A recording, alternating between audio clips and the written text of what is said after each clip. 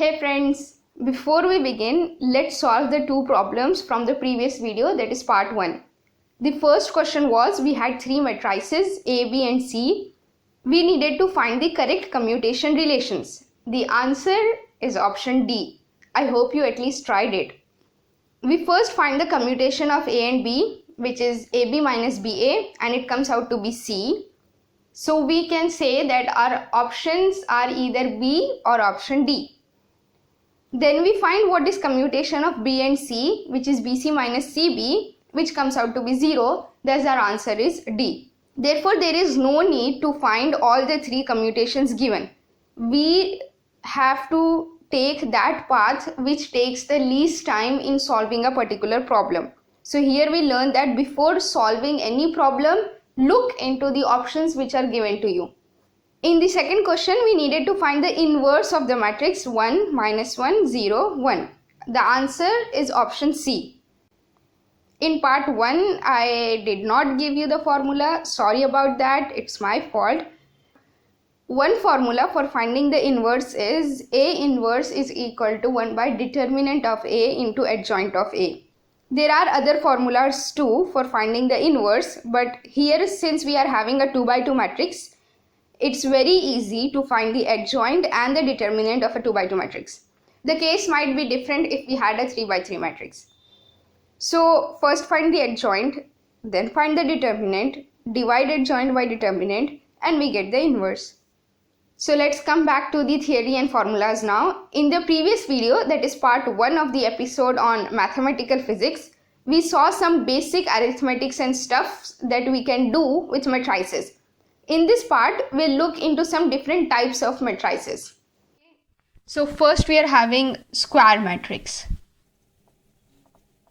The square matrix, you know, it is of the order n by n. That type of matrix is known as square matrix. It can be a 2 by 2 matrix or 3 by 3 matrix or 4 by 4 matrix or 5 by 5 matrix, anything like that. That is known as the square matrix. So an example of a square matrix, let's take a 3 by 3 matrix. It will be A1 1, A1 2, A1 3.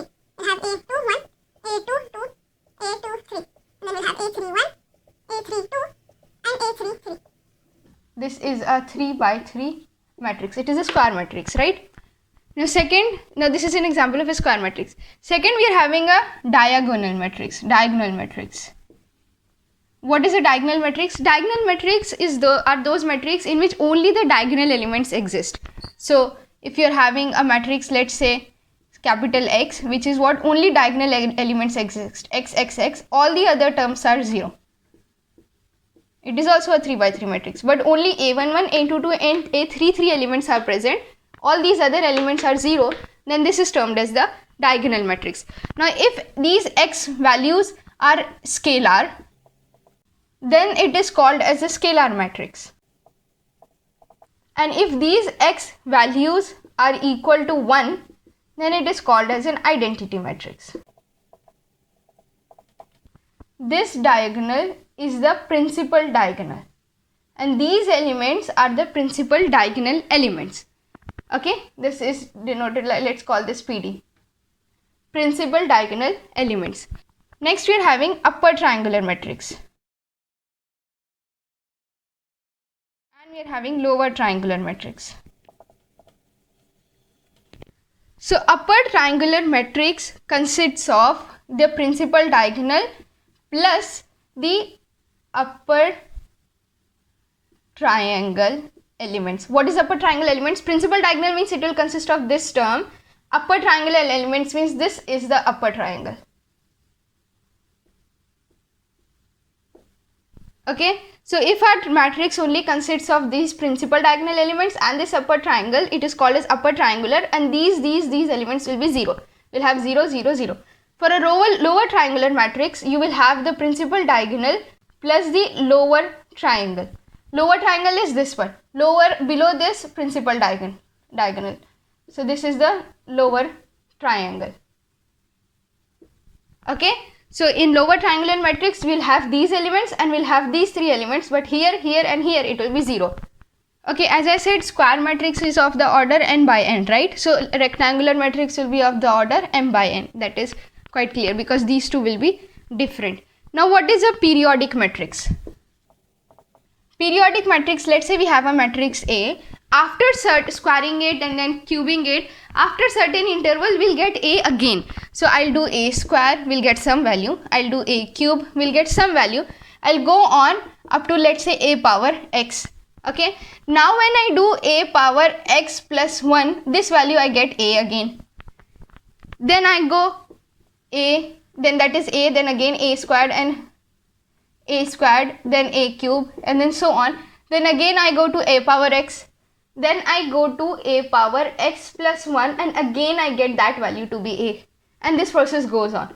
So this is a periodic matrix with period x. Okay, so how do we define whether period is x or not? If we are having A raised to x plus 1 is equal to A, then this is a periodic matrix with period equal to x.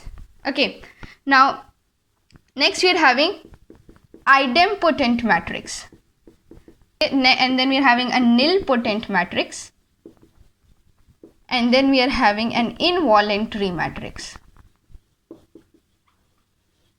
Okay, idempotent matrix, it will be periodic matrix with period equal to 1. Then that is the idempotent matrix. Period equal to 1 means x equals to 1. That means you'll have A raised to 1 plus 1 is A, or you can write A squared is equal to A. So for idempotent matrix, period is 1. That means what? A squared is equal to A. Nilpotent matrix, as the word says nil, that means what? This some power p will be equal to 0. That is the nilpotent matrix. What is p? P here is called as the index, or it can also be called as the order. You can call it either index or you can call it order. So in nilpotent matrix, A raised to p will be equal to 0. In involuntary matrix, you will have A squared is equal to I. I is the identity matrix. Next we have symmetric and anti-symmetric or skew symmetric matrix.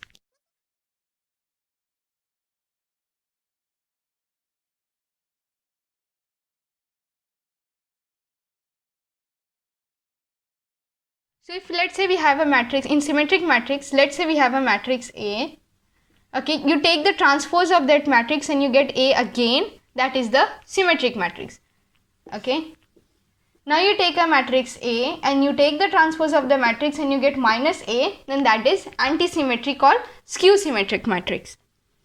Now for this symmetric matrix, let's say we have it is given as A, B, C, D, E, F, and then again we'll have D, E, F. Okay, so and this is a 3 by 3 matrix, right? So in this symmetric matrix, the number of independent elements are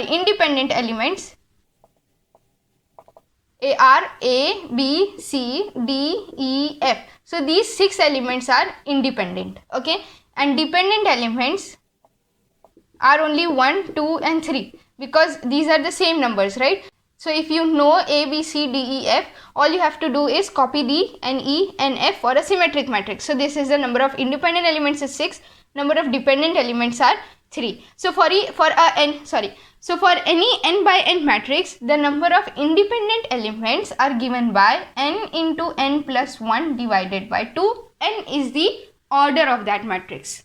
Now for an anti-symmetric or skew symmetric matrix, the matrix is such that its principal diagonal elements are always 0 and the remaining elements are such that we'll have here D, E, F, and then we'll have here minus D, minus E and minus F, and this is a 3 by 3 matrix.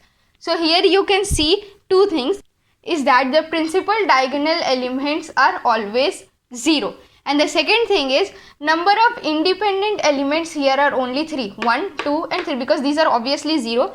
So the number of independent elements are only 3 here. Here they were 6, here they are 3, and thus this is given by n into n minus 1 divided by 2, where n is the order of the matrix. Let's say we are having two symmetric matrices A, B. Symmetric means what? A transpose will be equal to A and B transpose will be equal to B. Okay. Now, first condition is that A, B, that is multiplication A into B, and matrix B, A, these AB and BA will be symmetric if we are having A comma B commutator is equal to 0. That means AB and BA will be symmetric if A and B commute. Commute means what? AB minus BA will be equal to 0.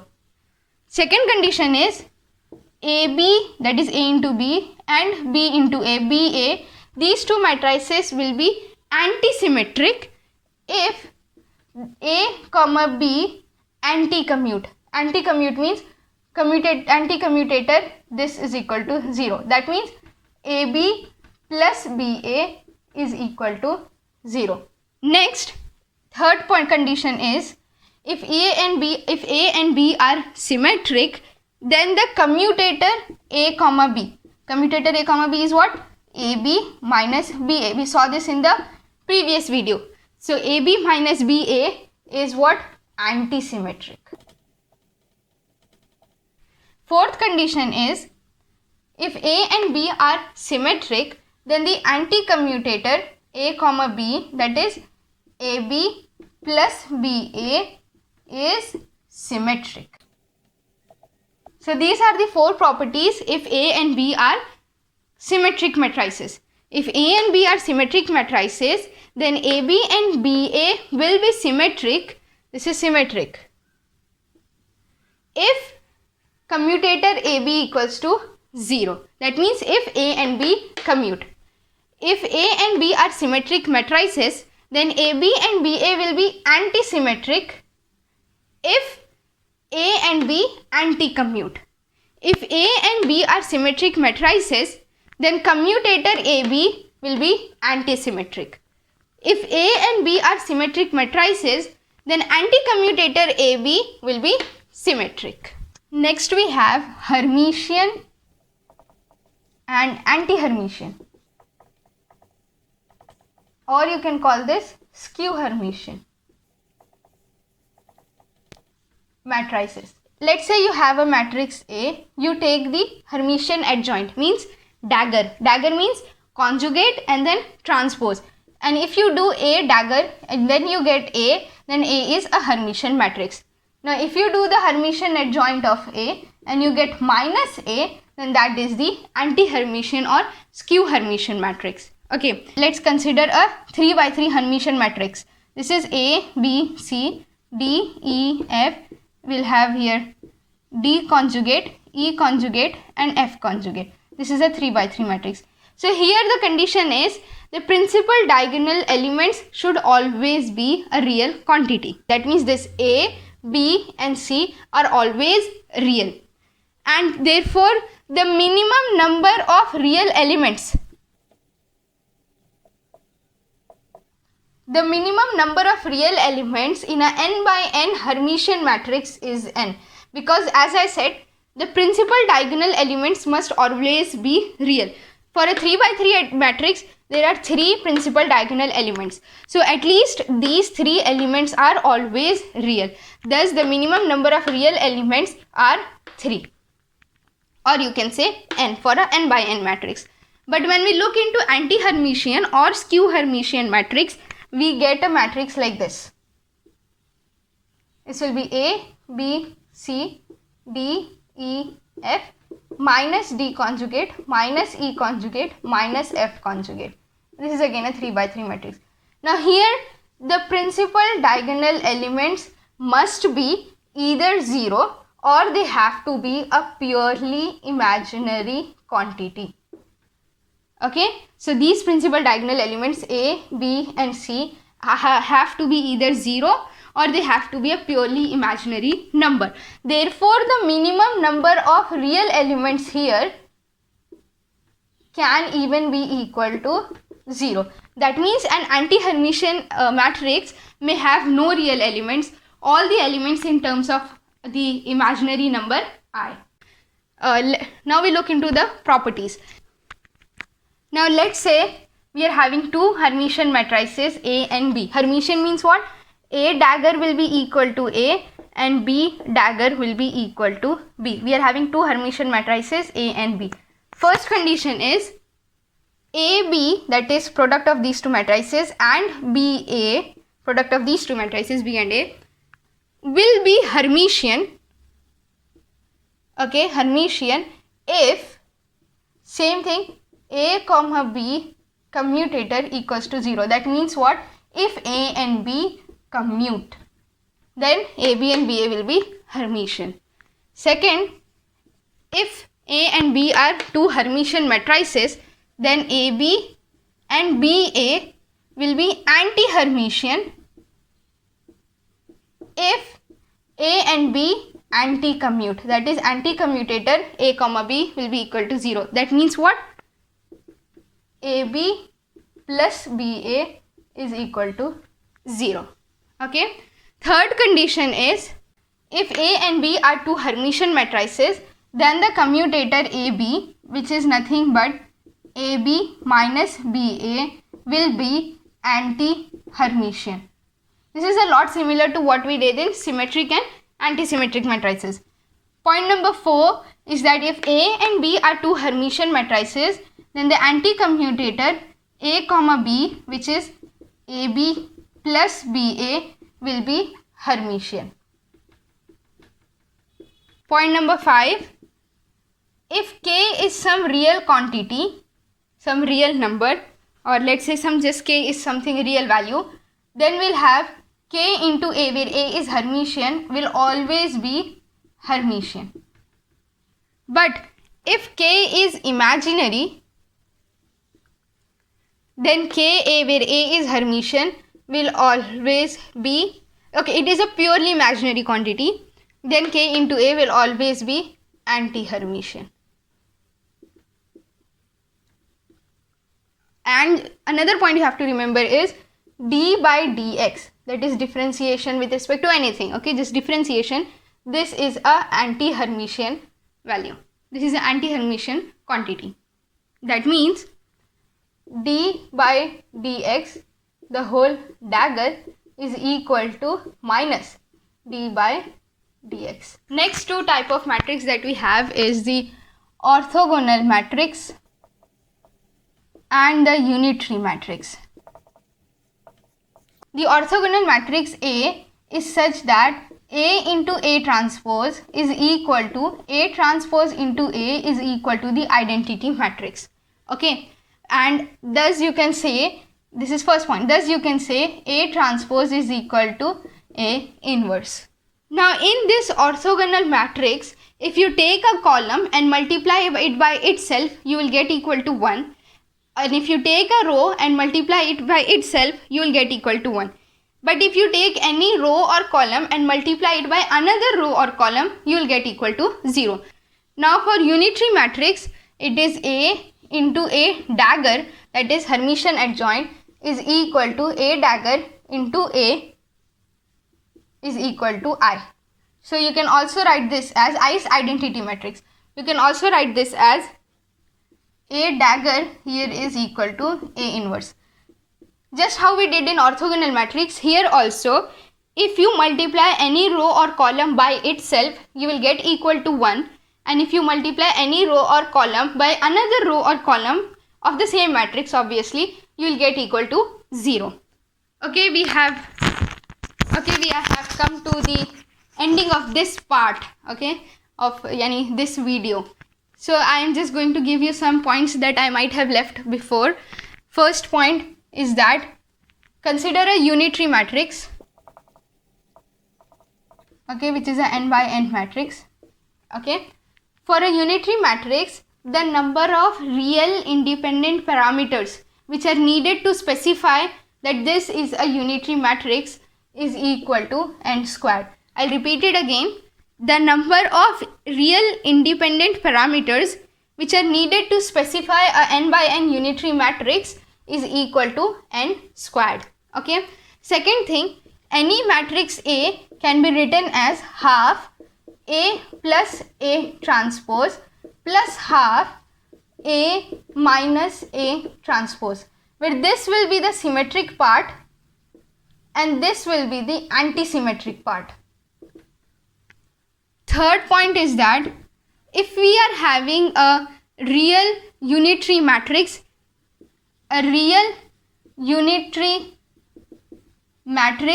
can be nothing but an orthogonal matrix. That means if all the elements of unitary matrix are real quantities, then it also becomes a orthogonal matrix. If we are having a real Hermitian matrix, that means if all the elements of a Hermitian matrix are real, then that becomes a symmetric matrix. Number 5 and last point, if we are having a real anti-Hermitian matrix, then that becomes a anti-symmetric matrix. Now we have come to the end, but I am having 2 simple questions for you. For any operator A, find whether iota A dagger minus A is Hermitian, anti-Hermitian, unitary or orthogonal. Second, you have a unitary matrix and find its inverse. Try them. Then in the next part, we'll begin with eigenvalues and eigenvectors, inshallah. Till then, take care. Peace be upon you.